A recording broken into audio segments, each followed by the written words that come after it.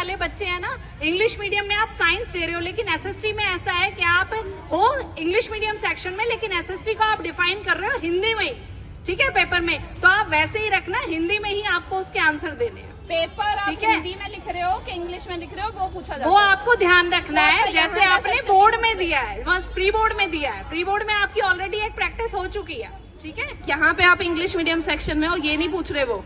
वहाँ जो मीडियम लिखना होता है उसका मतलब है कि आप पेपर को हिंदी में लिख रहे हो या इंग्लिश में।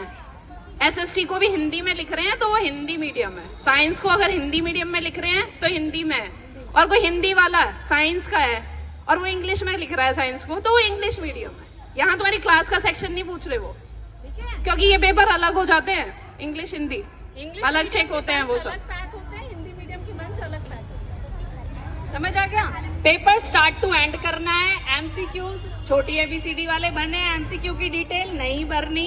सेक्शन वाइज आपको स्पेसिफिक स्पेस में वो आंसर करना है, उसे इधर उधर मिक्स नहीं करना, अदरवाइज क्या होगा, आंसर इवेल्युएट नहीं होगा। समझ आ गया? ये नया रूल आया है, वो आपको बता दिया है क्लियर।